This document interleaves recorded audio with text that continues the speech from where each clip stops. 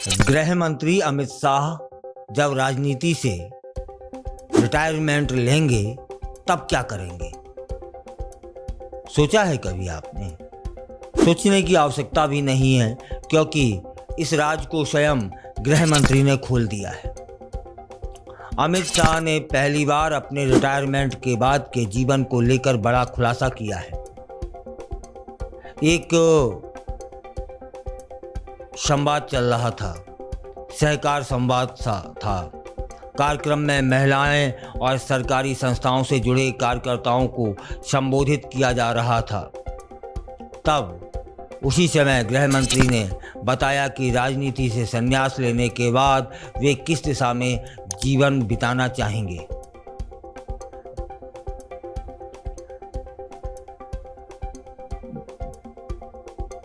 वेद, उपनिषद और प्राकृतिक खेती, यही मेरा भविष्य, अपने संबोधन में अमित शाह ने कहा था। मतलब राजनीति से रिटायर होने के बाद उन्होंने कहा, मैं अपना जीवन वेदों, उपनिषदों, अध्ययन और प्राकृतिक खेती को समर्पित करना चाहता हूं। उनके अनुसार वेदों और भारतीय दर्शन में उनकी गहरी रुचि है और प्राकृतिक खेती एक ऐसा क्षेत्र है जिसमें न केवल पर्यावरण बल्कि मानव स्वास्थ्य के लिए भी गहरा लाभ है। शाह बताते हैं कि आधुनिक रासायनिक खेती से होने वाले दुष्प्रभावों को देखते हुए देश में प्राकृतिक खेती को बढ़ावा देने की आवश्यकता है। उन्होंने यह भी जोर दिया कि ऐसी खेती शरीर को रोग मुक्त रखने और भूमि की उर्वरता बनाए रखने में मदद करती है। अमित शाह ने अपने संबोधन में अपने जन्म स्थल बनासकांडा का उल्लेख भी किया। कहा कि जब मैं पैदा हुआ उस वक्त वहां के लोगों को सप्ताह में केवल एक बार नहाने लायक पानी मिलता था।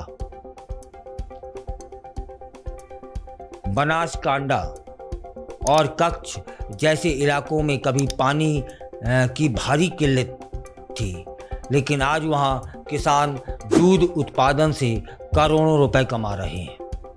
उन्होंने इस परिवर्तन को सहकारिता आंदोलन की सफलता का परिणाम भी बताया। माने सहकार से समृद्धि की दिशा में काम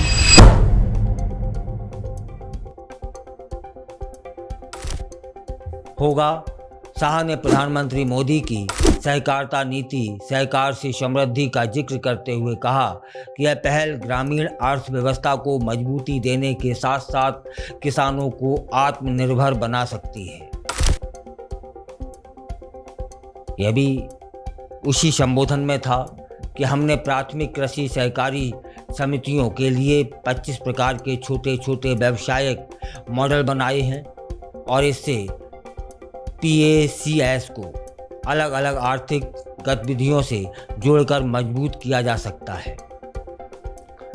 मतलब रिटायरमेंट के बाद जब राजनीति नहीं करेंगे गृह मंत्री, तब प्राकृतिक खेती करेंगे या फिर प्राकृतिक खेती करवाएंगे, उपनिषद पढ़ेंगे, वेदों को पढ़ेंगे। यह यदि उनकी इस बात का अनुसरण बहुत से लोग कर लें तो मुझे लगता है कि एक अलग जो पूर्व में वातावरण था वो बनेगा। मतलब शुद्धता होगी और संस्कृति का फैलाव होगा। राजनीति में एक नया संकेत माना जा रहा है उनके इस बयान को, जहां एक बड़े नेता ने साफ कर दिया कि राजनीतिक जीवन के बाद खुद को आध्यात्मिक अध्ययन और प्रकृति आधारित कृषि में समर्पित करेंगे। उनकी यह घोषणा उस समय आई है जब देश में पर्यावरण, स्वास्थ्य और पारंपरिक ज्ञान की ओर लौटने की बहस तेज हो चली है।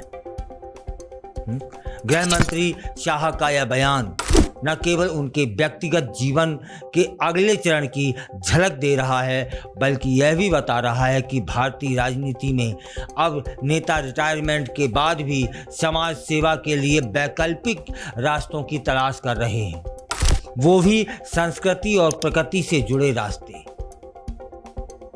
राजनीति की ऊंचाई तक पहुंचने के बाद जब अमित शाह वेदों की गहराई और मिट्टी की सच्चाई में जीवन का सार खोजने जा रहे हैं, तो इसका संकेत समझिएगा।